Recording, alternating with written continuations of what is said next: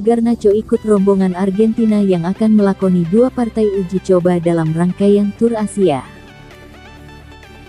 China menjadi titik pemberhentian pertama Lionel Messi DKK. Argentina bakal melawan Australia di Beijing National Stadium, Kamis tanggal 15 Juni tahun 2023. 4 hari kemudian, Albiceleste dijadwalkan menjajal rumput stadion utama Gelora Bung Karno untuk meladeni Indonesia. 2 laga tersebut menjadi peluang bagi Garnacho untuk debut bareng tim senior Argentina.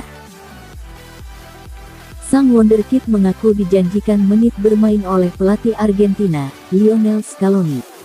"Pelatih meminta saya untuk tenang, bermain seperti biasa, dan bakal memberikan saya kesempatan," kata Garnacho seperti dikutip Bolasport.com dari Clarin.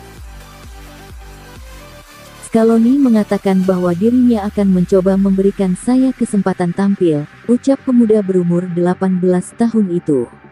Namun, jika ternyata tidak mendapat kesempatan bermain hingga pertandingan terakhir kontra Indonesia di Jakarta, Garnacho siap berlapang dada. "Kalau saya tidak debut dalam tur ini, tak apa-apa," tutur Garnacho. "Saya ingin bersama Argentina dan ini bakal terjadi. Teman-teman setim sangat baik terhadap saya. Mereka menyemangati dan mendukung saya," ujar dia menambahkan.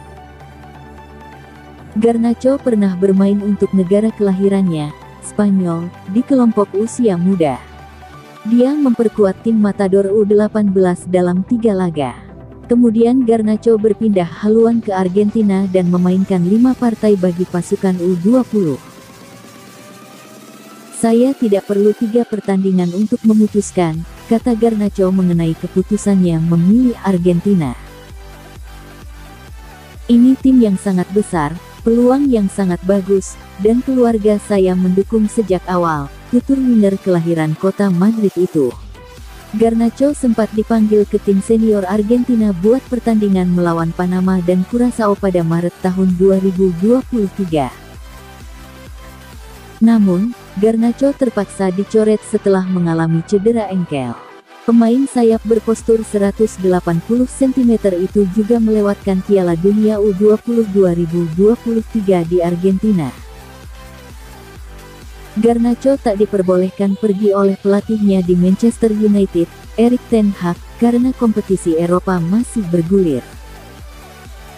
"Saya melewatkan Piala Dunia U20 karena bermain bersama Manchester United," ujar Garnacho. "Saya meminta izin kepada pelatih, tetapi tak bisa. Saya tetap mengikuti mereka timnas U20 Argentina, lewat televisi Inggris," tutur dia. Garnacho memang sedang naik daun bersama Setan Merah.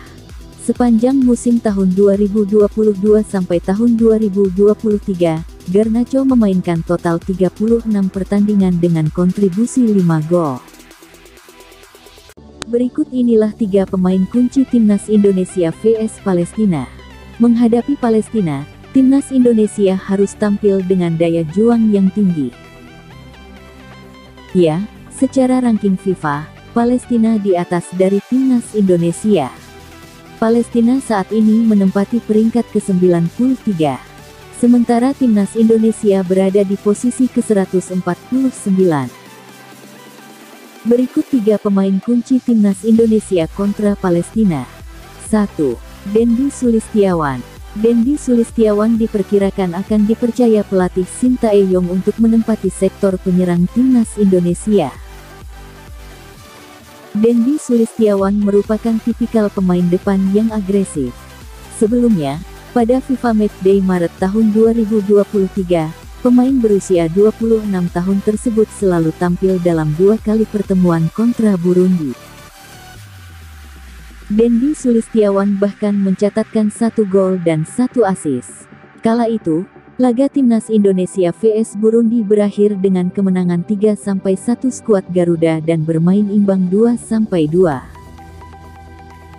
Di Liga 1 tahun 2022 sampai tahun 2023, ketajaman Dendi Sulistiawan cukup terbukti bersama Bayangkara FC. Dari 26 pertandingan, mantan pemain Persela Lamongan itu membukukan 9 gol dan 5 assist. 2. Mark Klok. Mark Klok tidak pernah absen dari panggilan timnas Indonesia di era Sintayong. Kinerja Mark Klok sebagai jenderal lini tengah dibutuhkan oleh Sintayong.